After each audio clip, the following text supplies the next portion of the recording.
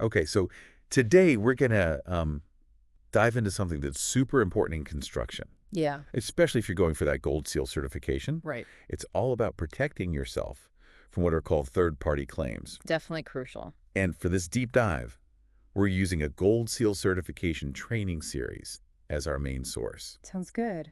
This stuff is seriously important. Yeah, for sure. I mean, Absolutely. think about it this way. Okay.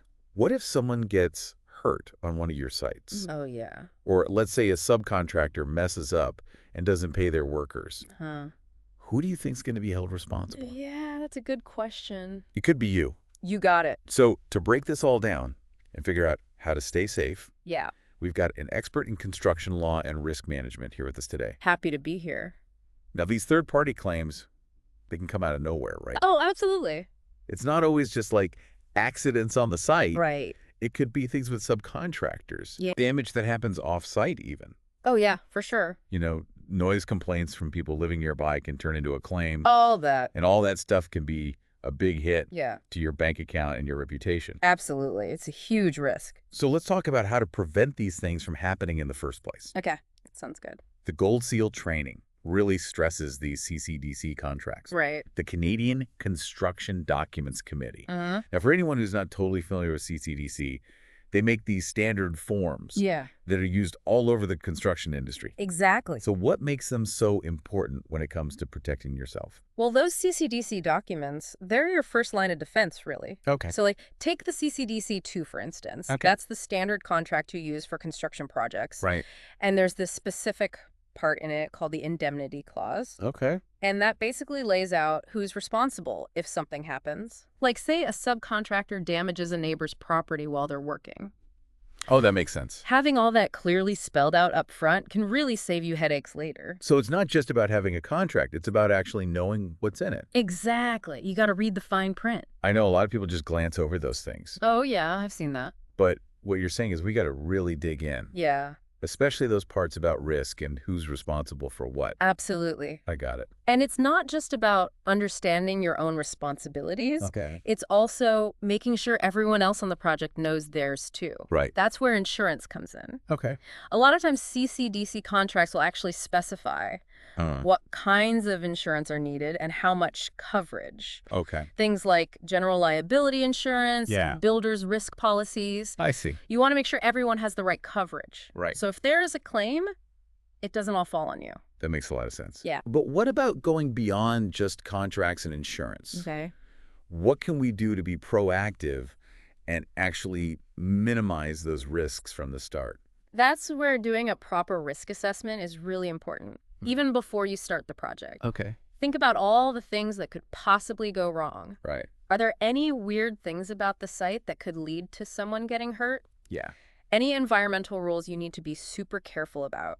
The more you think about potential problems up front, Yeah. the better you'll be at preventing them. So like actually walking the site. Yeah. Spotting anything that could be dangerous. Exactly. And maybe even bringing in an expert if it's a really complicated project Yeah, if it's needed. to kind of look things over. Yeah. Get a professional opinion. But let's say you've done all that. Okay. Contracts are all set, insurance is taken care of. Uh-huh. What about managing those subcontractors? Yeah. That seems like a big area where things could go wrong. Definitely a lot of potential for issues there. Yeah. And this is where those CCDC forms can really help you out again. Okay. How so? There are specific forms for this, like the 9A and the 9B, Okay. that deal with statutory declarations. What are those? So basically, it's a way to make sure that your subcontractors are paying their people, Right. their workers, and their suppliers correctly. Gotcha. If they're not, and those workers or suppliers decide to file liens against the project, Oh. guess who ends up being responsible? Right. It would come back on me. Exactly. So these statutory declarations, they're like a safety net Yeah, you could say that. to keep you from getting hit with unexpected costs later on. That's the idea. I see. It's a way to shift some of that risk back to the subcontractor where it belongs. Right. But even with all these precautions, Yeah. sometimes things can still slip through the cracks. Yeah, that's true. And that's when having clear communication and documentation Oh, yeah, I was going to say, becomes super important. that's got to be key. Absolutely. What kind of stuff should we be documenting? Honestly, everything. Okay. Seriously, any agreement, any change, Order any conversation about the project. Okay. Even if it seems small, write it down. Gotcha. If a claim does come up, having that paper trail can save you.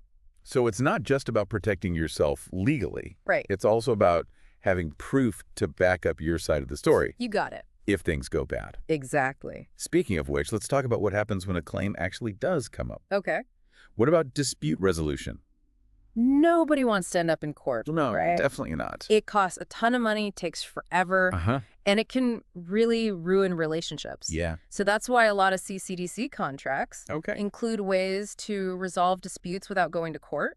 Okay. Things like mediation and arbitration. So basically trying to find a solution outside of a courtroom. Exactly. Right. With mediation, you have this neutral person Uh-huh. who helps the two sides talk things out. Okay. It's usually a lot more cooperative and less like a fight than going to court. I see. And if that doesn't work, there's always arbitration. And what's that?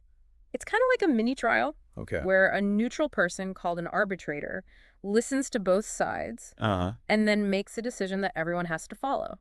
Okay, so we've covered a lot of ground here. We have. What are the main things you want our listeners to take away from this? I'd say the most important things are to use those CCDC contracts Yeah. and really understand what they say. Okay. Make sure everyone on the project has the right insurance coverage. Had it. Be proactive about figuring out and dealing with risks. Uh-huh. Use those statutory declarations to check that subcontractors are paying their people. Right. Talk clearly with everyone involved. Okay. Document everything. Got it. And be ready to look at other ways to resolve disputes Yeah. if a claim does come up.